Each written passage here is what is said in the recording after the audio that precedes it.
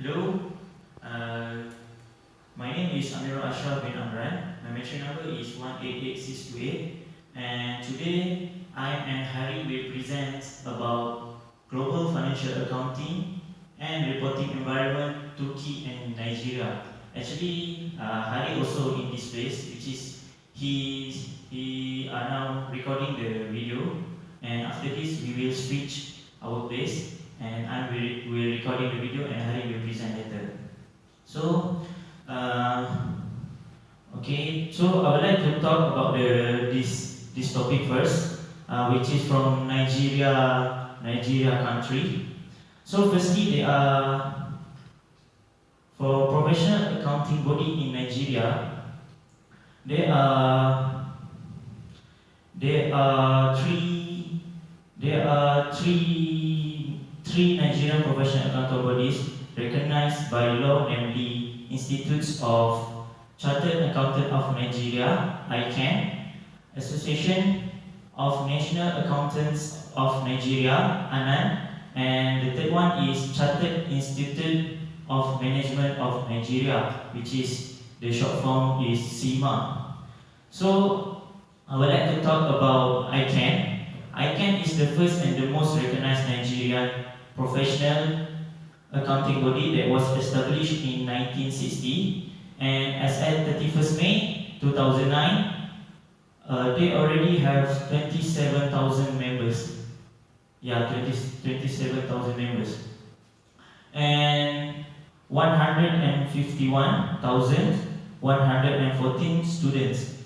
Second is ANAN. I would like to talk about ANAN. ANAN was founded on 1st January 1979, and as at December 2007, they already have about 10,260 of members. So the third one is CIMA Nigeria. CIMA Nigeria was founded on 1977. Oh. However, they only passed the Nigerian Senate on 4th November 2010. The three bodies I mentioned earlier is for private sector. For public sector, they have Institutes of Certified Public Accountant of Nigeria (ICPAN). ICPAN, yes. And ICPAN was established on May 1988. So, the qualification to become the members of these accounting bodies is based on what had mentioned in the ICAN website. I researched based on what had mentioned in the website, which is to become a member, a person should register as their professional student first and pass for the examinations. They need to take the examinations, and the person needs to pass that examinations. However, to register as the professional student, a person must at least hold a degree in the related field, which means before they go to register to the professional bodies, they must at least have degree on accounting field. In addition, they also mentioned that only candidates who have working experience about at least 36 months after they graduate, they are qualified to apply the membership of ICAN, of the professional bodies. So the requirement to be the members of professional body, the first one is you must have the degree in the related field, which is accounting field, and then you must at least have 36 experience, 36 months experience in the related field. Okay, after they fulfill all the requirements and had passed the examinations, the candidates will require to pay a certain amount, which is for the induction fee, amounted to Nigerian 110,000,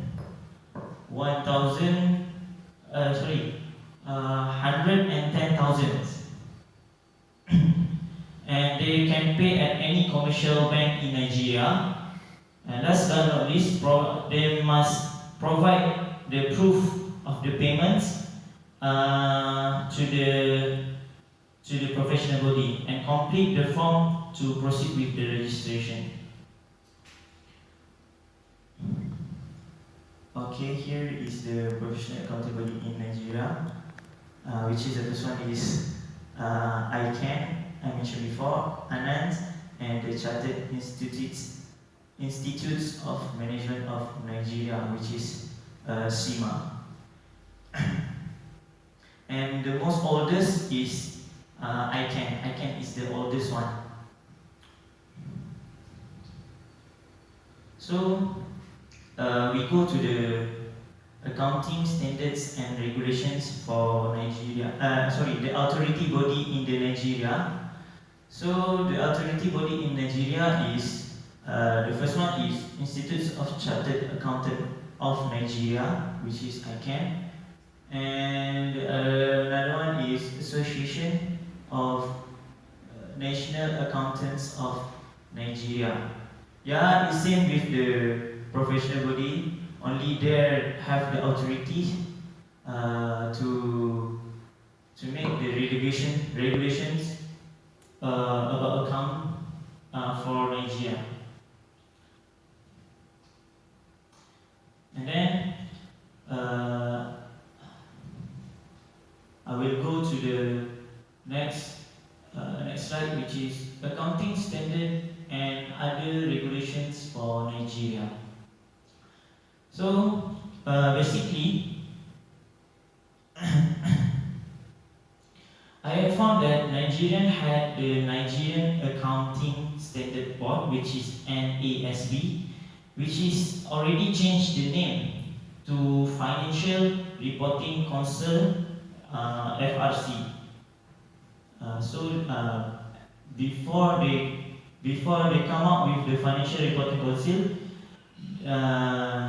they follow the standards of Nigerian Accounting Standard Board, but they already changed the names to the Financial Reporting Council, which is FRC. So the purpose of the FRC is the first one is to formulate and publish in the public interest accounting standard to be observed in the preparations of financial statements and to promote the general acceptance and adoption of such standards by preparers and users of financial statements. And the second one is to promote and sponsor legislations when necessary in order to ensure that standard developed and published by the boards receive nationwide acceptance, adoptions, and compliance. And the third purpose of FRC is to review from time to time the standard developed by the board in the light of changes in the social, economic, and political environment. So, what can I say in simple word that FRC is one of the guideline or framework for the Nigerian to follow in terms of accounting terms. And the content of FRC basically in the regulations and compliance for business or organization to present the financial report and some regulation if the organization break the law. It also included the penalty and how much the fine that a party should pay for breaking the law. Other regulation that Nigerian comply with is International Financial Reporting Standard (IFRS) and International Accounting Standard (IAS). Um, yeah, I would like to add some more points at the FRC, which is uh, not only standards or regulations or the law, it also mentions about what are the, I mean, the not the punishment, it's more about the some certain amount or the fine for a person to pay if they break the law, and some punishment, what are the disciplinary actions to be taken to them. Okay. Okay, I think that's all about the accounting standard and the regulations. Next, I would like to talk about the adoptions of IFRS in Nigeria. So, Nigerian Council had approved to comply with IFRS on 28 July 2010, and they agreed to set the effective date for IFRS on 1st January 2010. So they planned already and to apply this IFRS on 2010, but they agreed to set the effective dates on 1st January 2012. So they have time to have prepare themselves and their nations to adapt with the new standards. So, and then they also got about 1 year, start from July 2010 to 1st January 2012, about 1 year and 3 months, I think. So they have 1 year to prepare everything according to implement the IFRS. And then on June 2011, NASB had been changed to FRC, and all the responsible of setting financial reporting standard in Nigeria will be done by the FRC. And then, as mentioned in the FRC website, they publish a guidance for entities to apply the IFRS. So they plan well about the switching to the new standards, and they also publish the guidance to be followed and in the website, and all the Nigerian company can easily find that information at the website.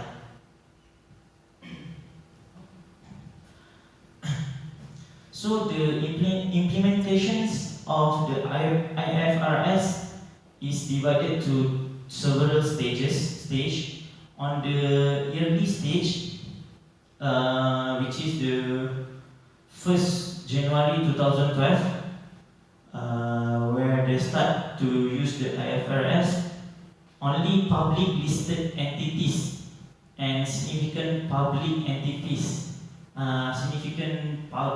interest entities will implement this IFRS first. After the public entities, then it will be followed by other public interest entities on 1st January 2013, and lastly the small and medium size, which is SME entities, will implement the standard on 1st January 2014. So the gap between every phase is the taking on there are 1 year gap between the phase, the stages, which is the first one on 2012. It's applied to the public entities, and then the second stage on 2013, they apply IFRS to the other other public interest entities, and on 2014, after 1 year, the SME entities will follow to apply the IFRS, and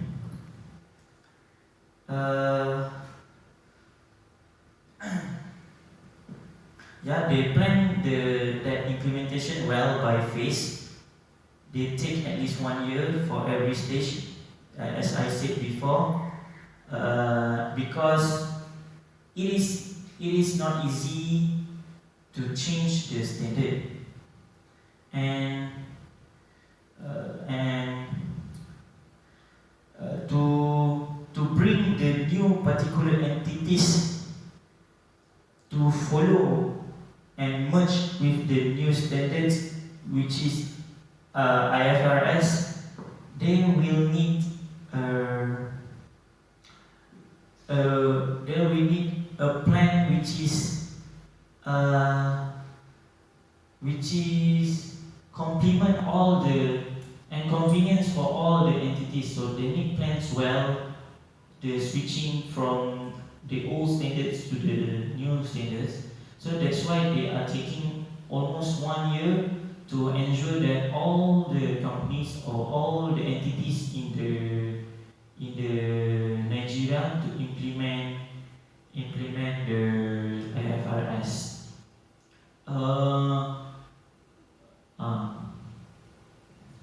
As we know, every new changes may have some major problem before it becomes stable. So same goes with these situations, because actually the Nigerian face several challenges actually, and as I mentioned that the first challenges is the needs of training when they come up with the new standards.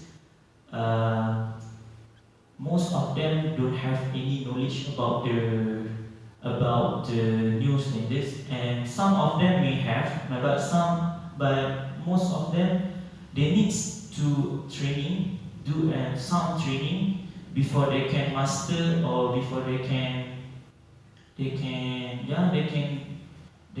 merge with the new standards. So they need the training. Another challenges here is the complexity of IFRS. As we know, the IFRS, it's complex.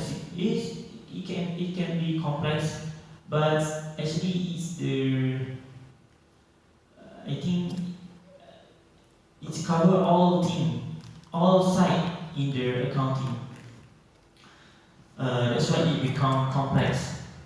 And then the lack of adequate implementation guidance. They are lacking of guidance to guide them to follow the IFRS, which is for these challenges faced by the entities itself, by the entities to follow the new IFRS. So they only have the guidance that published by the FRC in the website only, but they don't have any guidance. I mean, face-to-face guidance to guide them. So is one of the challenges that they face. And then the another challenges is conflict with some of existing Nigerian law, which is some of the standard in the IFRS. It's yeah, there are a big conflict with the Nigerian law, which is they are it's like a difference, a big difference in which is in IFRS. How to say?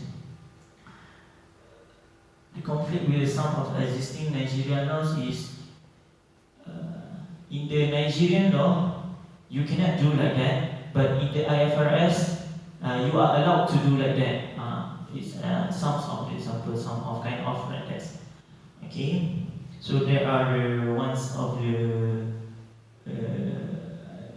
the challenges. Actually, there are a lot of challenges they face, but I'm only focused to this four because I think this four is quite interesting and is the main challenges that they face. Okay. Okay. So this is okay. That's all from me. I would like to pass to Hari Haren to continue these presentations. Okay.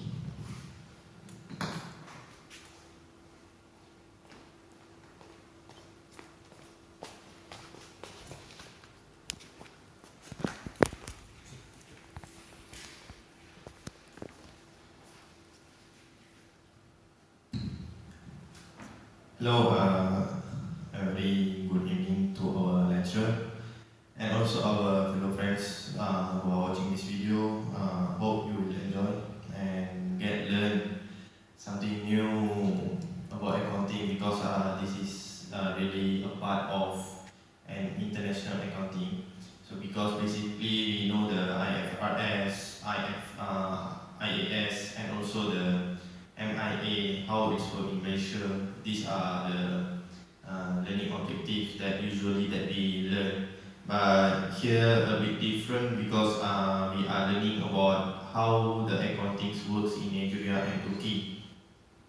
Just now I'm very thankful for our member Amirul Ashraf to explain about how the Nigeria works on the accounting policy and also accounting standard in their country and their adoptions. And now we will look and take a look at the same side and the same view of the accounting standard and the bodies in the Turkey. So what are the differences we can see here? I will explain further about what is happening in Turkey. So for the first one, maybe we can see on the accounting professional bodies in Turkey. The first one, according to the International Federation of Accountants, this federation is merging all the accountants overall of the world. The data is collected from that, which is there are 3 professional bodies, same as how in Nigeria also 3 professional bodies, but in Turkey also have 3 professional bodies, which is the first one is the Experts Accounts Association Turkey, EAAT, the Experts Accountants Association of Turkey. This is the oldest one. For the explanation, guys, I'm a bit interested with this Turkey one because this professional body is a private. The first one in the Turkey is a private, not a public accountants. So, what these bodies work and when this is implemented. Okay, the body of the Experts of Accountant Association of Turkey is established on 1942. This is the oldest association of professional accountants in the country. So this is the first professional bodies that established. Experts Accountants Association of Turkey cooperates with the Union of Chamber of Certified Public Accountants and Sworn in Certificate Public Accountants of Turkey (TURMOB). TROM. This is the public professional bodies, the first public professional bodies that established in Turkey. We know that although this private association is had established early, but this public association is come after the private one. But whenever the public is come on, the private must follow the public or the government style, right? So the same goes to here, where the EAAT of the corporates with the unions to get their special certificate. So the member of EAAT must have a special certificate from the TURMOB for their as a recognition for their association in EAAT. Okay, this TURMOB only providing professional accountants education and training as well as in the implementation of the standard and regulation of the profession. So here, why they are collaborate with the TURMOB is the reason is to give the professional accountants education and also training regarding the standard of the nation. So EAT or the Expert Accountants Associations in Turkey, membership must hold a license, certificate, public accountants or sworn in certificate, public accountants qualification awards by TURMOB. And then the EAAT is a member of IFAC. What is IFAC? IFAC is International Federation of Accountants. That is the short form from that. Okay, the second professional bodies in the Turkey is the Union of Chamber Certificate Public Accountants. That's I explained before this previous slide because they are related. So it is founded on 1989, and the private one before this is founded in 1952. So you can see the years around 37 years. So the national umbrella organization for the 81 local chambers of CPA.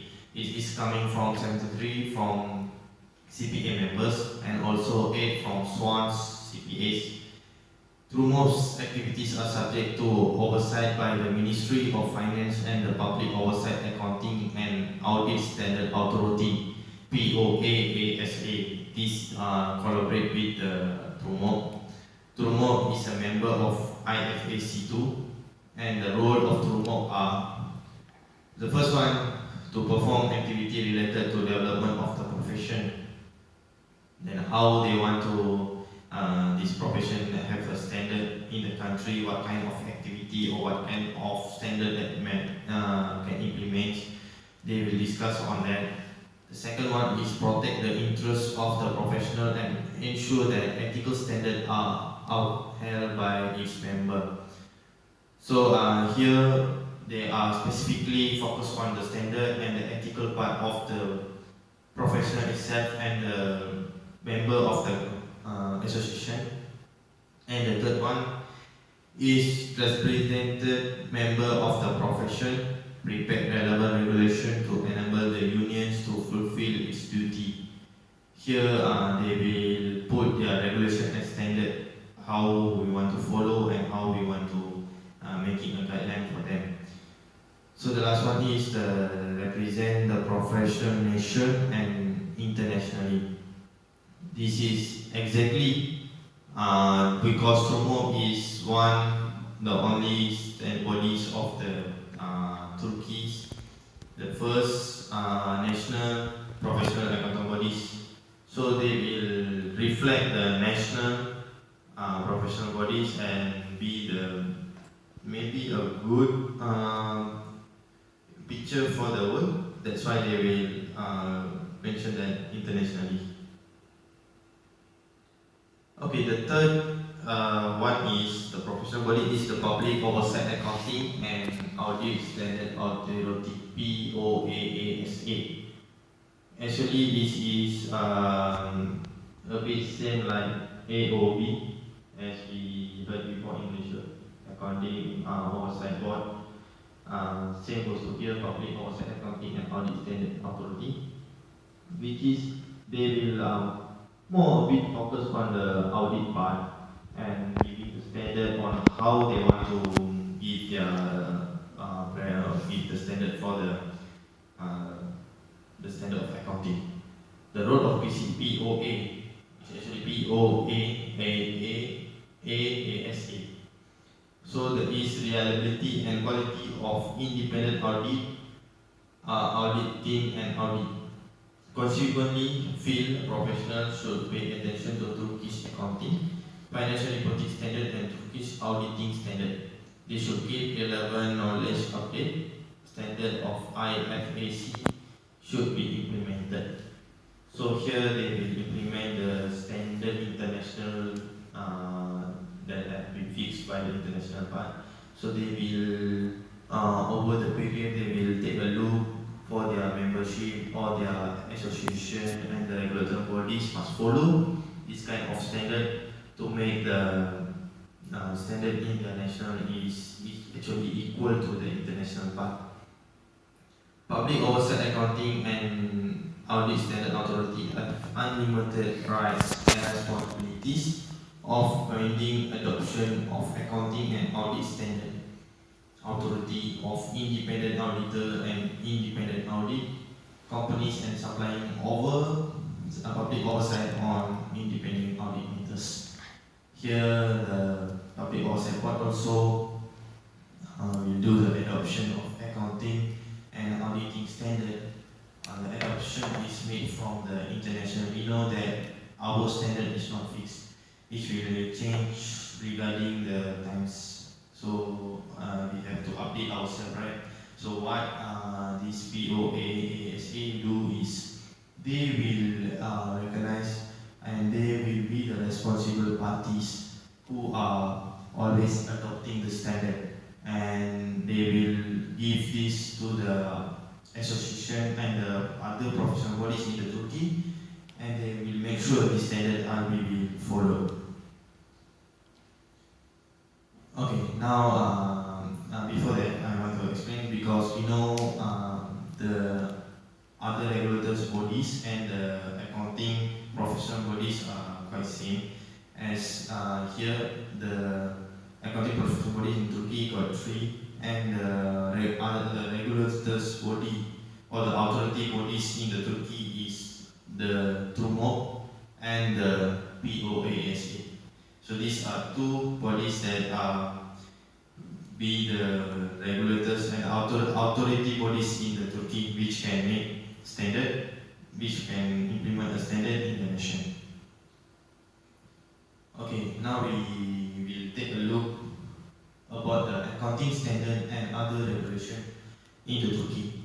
So we know this standard of international is not coming a long time ago. It's actually come after the development, after this business is going around the world, and they come out with a standard to be similar to all over the world, because it will be easy to the exporters or importers, investors to see their performance on how.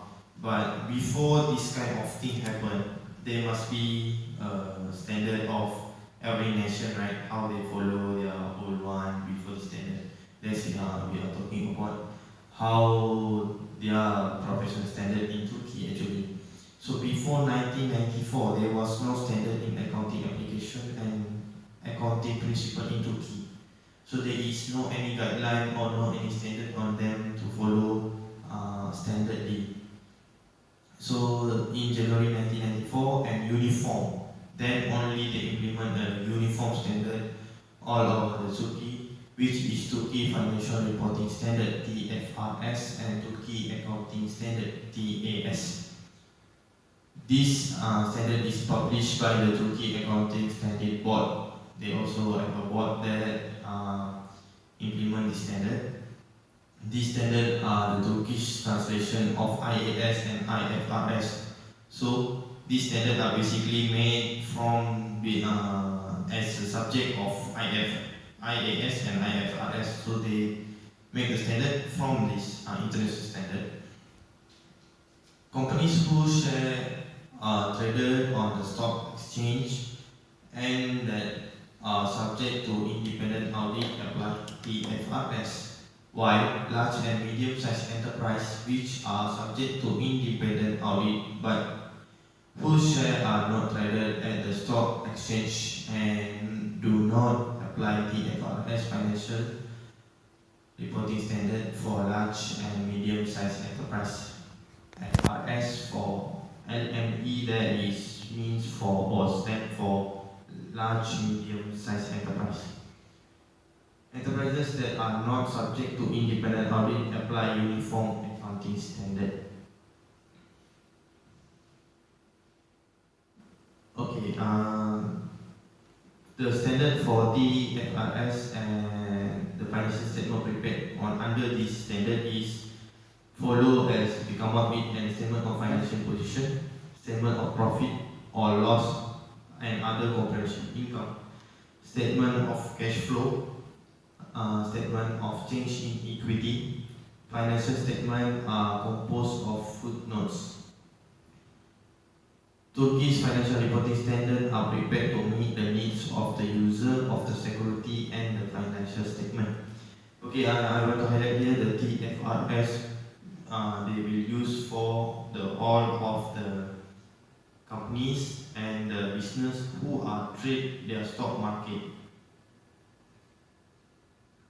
According to the latest regulation, if the firm complies with 2 of 3 conditions listed as below, they should follow the Turkish accounting standard and Turkey financial reporting standard. So here they will consider as the selling their stock market. So what are the 3 conditions here is the first one, carrying with the total asset at least 150,000 of Turkish money and earning at least 200,000 Turkey money and also to have at least 500 employees. So these are the conditions where we want to separate between the large medium enterprise and also the bigger company who are traded their stock market. If let's say a company fulfill 2 of 3 these conditions, they should reporting the standard according to TAS and TFRS. Okay, this is an explanation for LME. Here again, the LME is large medium enterprise. Okay, the purpose of FRS for LMEs is to provide financial statements that are in compliance with financial information needs. 4 financial statements are required to be prepared in FRS of LME, which is statement of financial position, statement of profit or loss, statement of changes in equity, and statement of cash flow. Here we can see the little bit different on how they reporting their financial report of the small medium of enterprises and also the companies who have traded their stock in stock market. Okay, the objective of FRS for LME are defined as follow. The first one is real, the second one is fit financial information requirement, the third one is providing the preparation of comparable financial statement. Okay, here maybe some will see like a bit simple. Okay, the objective is actually the real here mean is they are business.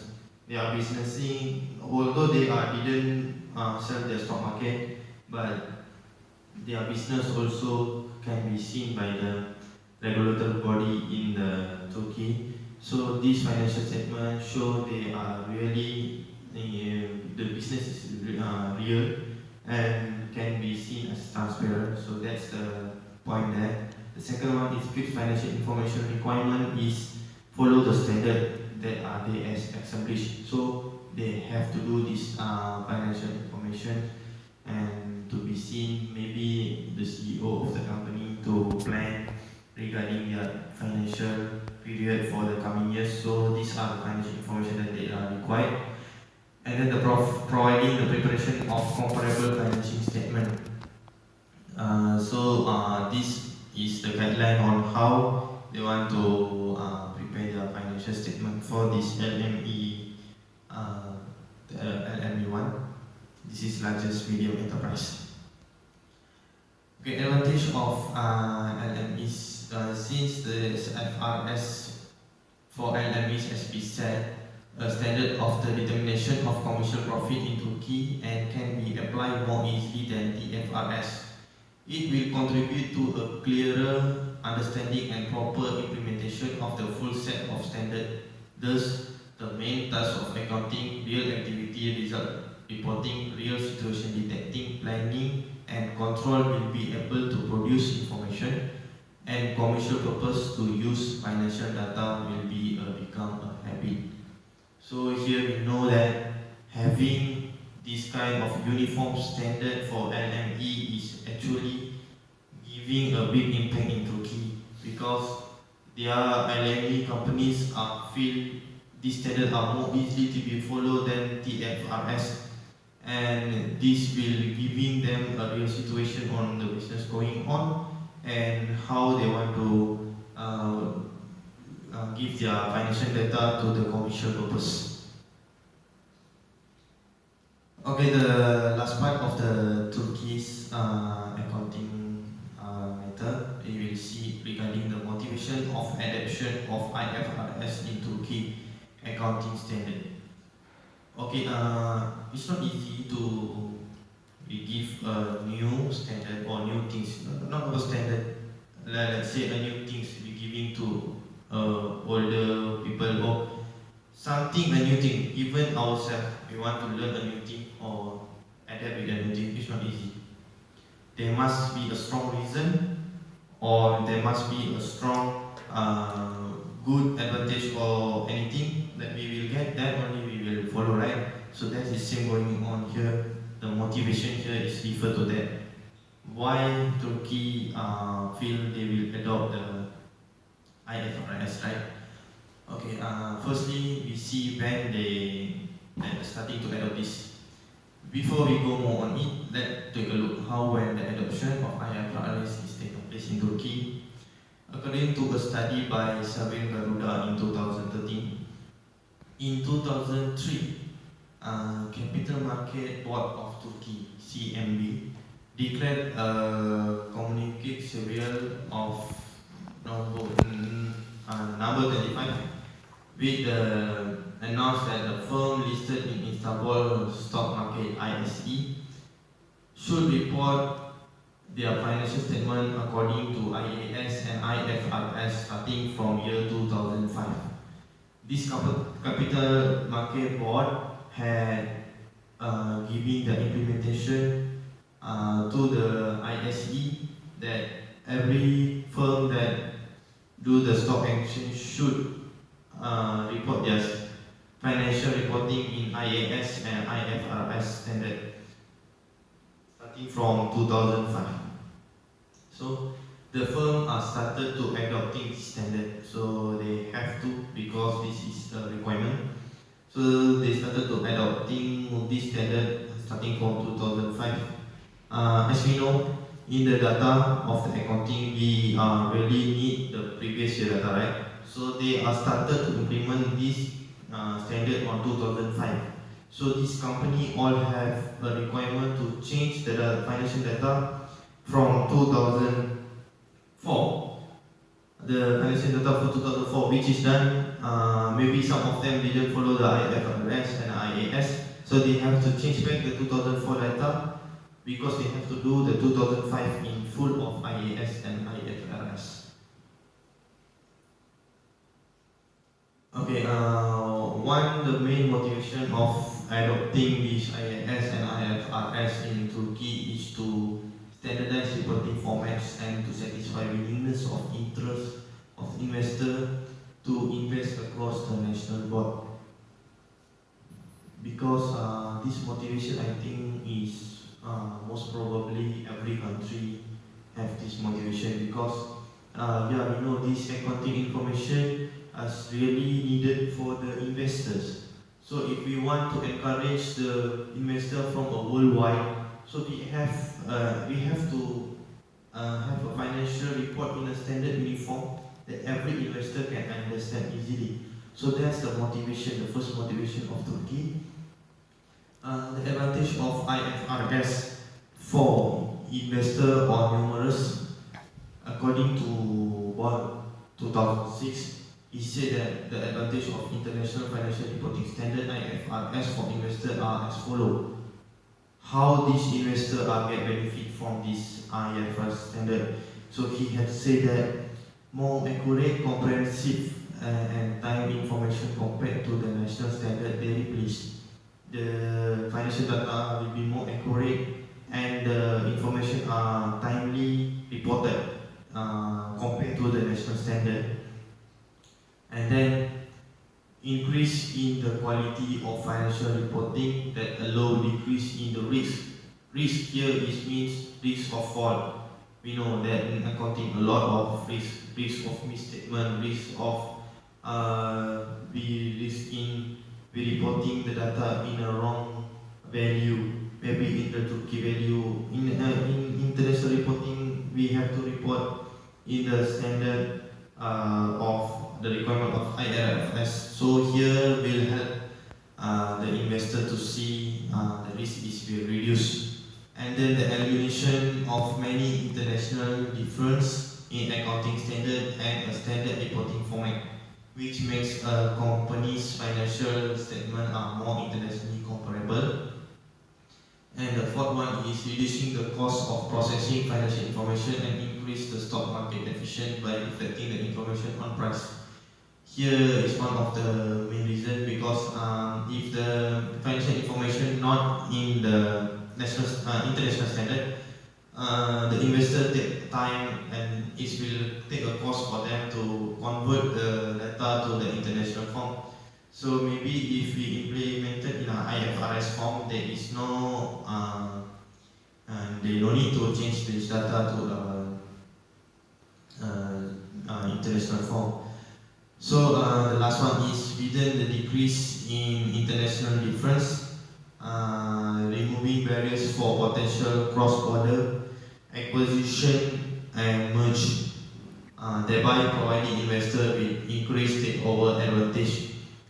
So sometimes we know these countries, the firms in the country will merge with the firms outside from the country. So this kind of standard international reporting will remove the barrier for them, and will be make this business environment go better rather than be using the national standard. From that, I have coming to the end. These are the Turkish accounting standard implementation and adoption method that we use in this Turkey. A small conclusion that you can say, maybe we know every country has a different method to be implemented, but now in this growing business, every country is actually trying to adopting their accounting standard to IFRS and IAS. This is because it's one of the reasons that we have mentioned before. The investors purpose to encourage them to business conductive, and also the challenges. A lot of challenges they had made, as before Amirul also shared about the challenges. This kind of challenges which actually happen in every country. This must be overcome on how to, because we want to apply this international standard, but we cannot deny this international standard with a reason that maybe not be economical. So we have to change this with the growing and coming of new generation. We have to raise up with this information and we have to highlight the good and the advantages by following the standard and how we want to implement the standard as well. We hope that our explanation regarding the Nigeria and Turkish accounting standard are very good and very helpful for the audience there who are listening for our video.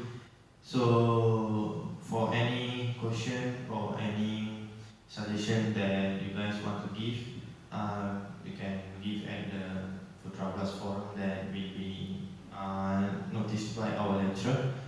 So that's all from us. Amirul Ashraf, he is taking the video, so on behalf of him, and saying thanks for him, and also from me, Ariana Renegers. That's all from both of us. Thank you very much.